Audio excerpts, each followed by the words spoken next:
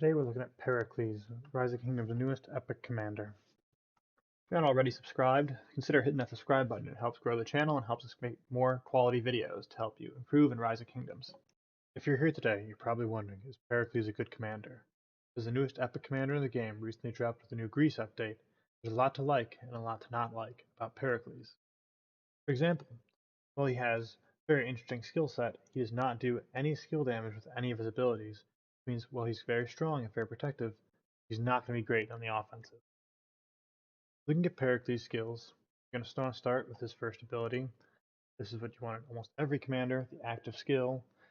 Once you expertise him, he gives 1,000 damage factor for 3 seconds on a shield, and also increases healing by troops and their march speed of infantry units.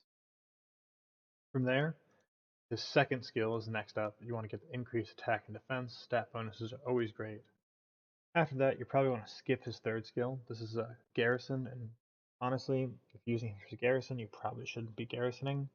And lastly, you get to his fourth skill, which allows to reduce the enemy troops' normal attack damage by 30% for 3 seconds. Once you have all those, you'll expertise, which is a expansion of his first skill and makes that a little bit stronger. Overall, there's some interesting skills here. They're great for stats and boosts, but the lack of doing any active skill damage definitely hurts Pericles. As far as talents go, there are 2 talents. These are shown at level 60. First one here is his main open field infantry. As you can see, you do a lot of boosts in the infantry skill tree. You max out the top of it, elite soldiers. The only thing you want on the side is this one right here, strong of body, because it gives 6% bonus health. Super important. Health is a very important stat in Rise of Kingdoms, and so you want to boost that as much as possible. From there, you look at the support tree. You want to get Rejuvenate, because it instantly restores rage whenever a skill is used. It allows you to use skills much faster. In addition, you want to reduce skill damage taken with loose formation. And then, from there, it's a little iffy on what you want to do with the rest of your skill points, but I decided you wanted to go with Elixir and Counterattack because while Pericles doesn't heal himself, he does get that boosted 15% healing from his expertise, and so it makes it definitely more interesting. And it's a good synergy with the alternative. For the open field, you also have a garrison ability. Pericles does have that 10% damage boost when he's garrisoning, and so it makes it very interesting to think, okay, how can we maximize those talents? So from there, you see we focus again on the support tree, get Rejuvenate. We also go down here and get Emergency Protection because it's reduced skill damage taken, and that is really important. You're garrisoning, you're going to take a lot of skill damage from rallies or swarming, and so anytime you can reduce that, that's very important. From there, you're also going to focus on strong body to get health, as well as normal attack damage here, increased rage, and just more damage to cavalry. Then as garrison tree, you just want to make sure you get nowhere to turn, which gives additional rage, and impregnable, which reduces skill damage taken again.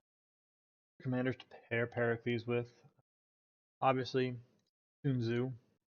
He always pairs with anybody. He's a very great infantry commander, and a lot of synergies there. He's also another garrison commander, and so you can sort of garrison with that. You get the infantry boost, you get the garrison boost. It's very helpful. Additionally, Bjorn is another one you can look at. Well, he pairs more with someone who does a lot of skill damage. He's another infantry commander, gets infantry boosts, and actually does skill damage. For more interesting pairs, Charles Martel is a good pair. I think that they'd be a very interesting garrison pair because neither of them actually do skill damage, but this does, Charles Martel ability allows them to do increased damage and gain a large shield, and so they both double shields, and so you'll end up, 2200 direct damage factor shielded. Could be very interesting. Additionally, you can look at Richard as another commander to look at that. These are marches that are not doing a lot of skill damage. They don't have any skill damage, but this will do a lot. I mean, the healing synergy works here, reduces damage, and so if you're just looking to survive and limit the amount of damage done to you over time, I guess Richard Pericles could be a decent march, but overall, you're probably just going to stick with Sun Tzu, Martel, or Bjorn as your march.